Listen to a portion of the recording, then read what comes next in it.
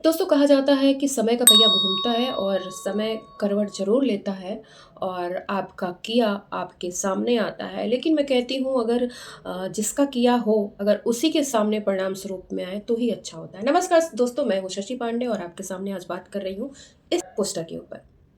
तो दोस्तों कहा जा रहा है फ़िलिस्तीन में जो है वो बच्चे घास खा कर के अपना गुज़ारा कर रहे हैं। निश्चित रूप से दुखदाई है, कोई भी देखेगा उसको अगर संवेदनशील शील व्यक्ति है तो उसको ये खबर ज़रूर बुरी लगेगी, क्योंकि हम सभी कहीं न कहीं इंसान हैं और इंसानियत ज़िंदा रहनी चाहिए।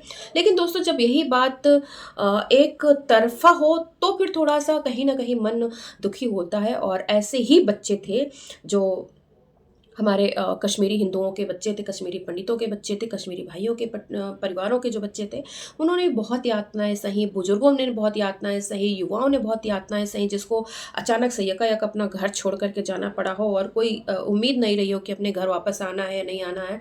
और वो एक पोटली या एक रात में वो कितना बाँध करके अपनी गृहस्थी में से अगर कहा जाए कि आज हमें अभी के अभी हमें घर छोड़ना पड़ेगा, तो हम दोस्तों क्या बाँधें और क्या छोड़ें, समझने वाली बात है कि उन्होंने क्या एक रात में बाँधा होगा और क्या एक रात में छोड़ा होगा। तो जब उनके बच्चे मच्छरों के बीच में, जंगलों के बीच में और कीड़े-मकोड़ों के बीच में रह रहे थे, तब वही लोग आज़ादी की बात कर रहे थे। आज जो दुःख व्यक्त करते हैं फ़िलिस्तीन के बच्चों के लिए, गाज़ा के बच्चों के लिए, ऐसे ही दुःख तो पाकिस्तान जो है वो व्यक्त करता है, कश्मीर में रह रहे लोग व्यक्त करते हैं। उनके लोग जो यहाँ रह रहे हैं, अभी ख़ामनेई साहब मारे गए तो बहुत दुःख हुआ लोगों को। लेकिन जब यही बात अपने देश पर होती है, जब बांग्लादेश पर होती तो कहते हैं अरे अपने यहाँ का मामला सुलझा लो फिर बांग्लादेश जाना। जब बांग्लादेश में हिंदू मारा जाता है, ज़िंदा जला दिए जाते हैं, पाकिस्तान में ज़िंदा जला दिए जाते हैं, पाकिस्तान में छोटी-छोटी बच्चियों को जबरन उनका निकाह कर लिया जाता है, जबरन उठा लिया जाता है, तब कहते हैं अरे अपने देश की बात करो। तो आप अपनी देश की बात करिए ना, क्यों ख़ामनेई और क्यों फ़िलिस्तीन, क्यों गाज़ा की बात करना है आपको?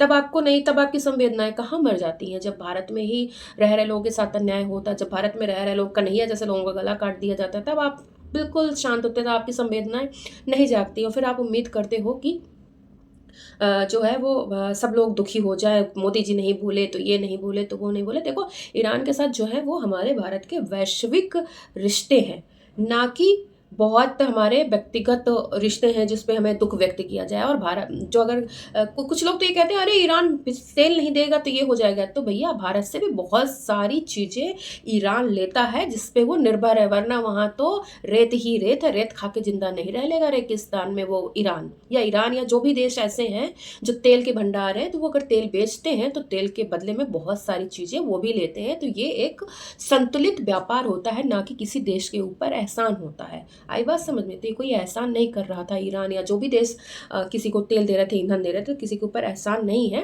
यहाँ से भी बहुत सारी चीज़ें वहाँ निर्यात की जाती हैं, अगर कुछ आयात किया जाता है।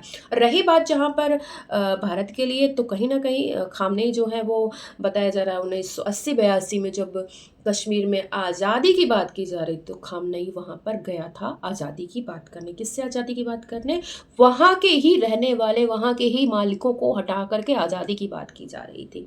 तो हमें तो इस बात का बिल्कुल भी दुःख नहीं है कि वो मर गया कि ज़िंदा है, क्या है, क्या नहीं। मतलब मर गया तो मर ही गया, मरेगी तो ख़ैर भारत में तो ऐसी भारतीय परंपरा है कि मरने के बाद कम से कम इंसान की बुराई नहीं की जाती है। लेकिन जिसने जैसा किया उसने वैसा पाया, सीधी-सी बात है।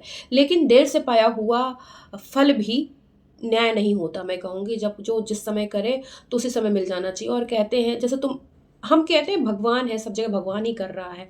तो हमारी ये आस्था, तुम्हारी ये आस्था कि अल्लाह ही सब जगह सब कुछ कर रहा है, तो अल्लाह की मर्ज़ी है, तो अल्लाह ये क्यों दे रहा है? और अल्लाह की अगर मर्ज़ी थी तो अल्लाह ने दुनिया में तुम्हारे अलावा और क्यों लोगों को पैदा किया जिससे तुम्हें संघर्ष करना पड़े?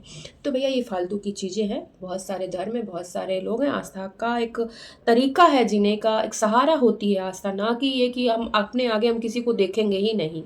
तो इनमें पढ़े लिखे भी वैसे हैं और बिना पढ़े लिखे वाले भी वैसे ही हैं। तो बहुत अंतर नहीं है। वो पढ़े लिखे वाले मतलब अच्छे से कपड़े पहन कर के फटते हैं और जो बिना पढ़े लिखे वाले हैं वो वैसे ही फट जाते हैं। तो भैया समय का पहिया है, वो घूमता है। आज आप दूसरे के साथ कर रहे हो, कल आपको मिलेगा, वही दुःख मिलेगा जो आपने दूसरों को दिया है। तो आप बने रहिए मेरी वीडियो पर और मैं रोज़ रात को 9 बजे अपने इन मुद्दों पर, कुछ ना कुछ मुद्दों पर, मुद्दे तो बहुत सारे होते हैं, तो मैं रोज़ रात को 9 बजे मुद्दे लाती हूँ, आप सभी के सामने रखती हूँ। आपको मेरी वीडियो कैसे लगे लिखना ना भूलिएगा। लाइक, कमेंट, शेयर ज़रूर करिएगा। धन्यवाद।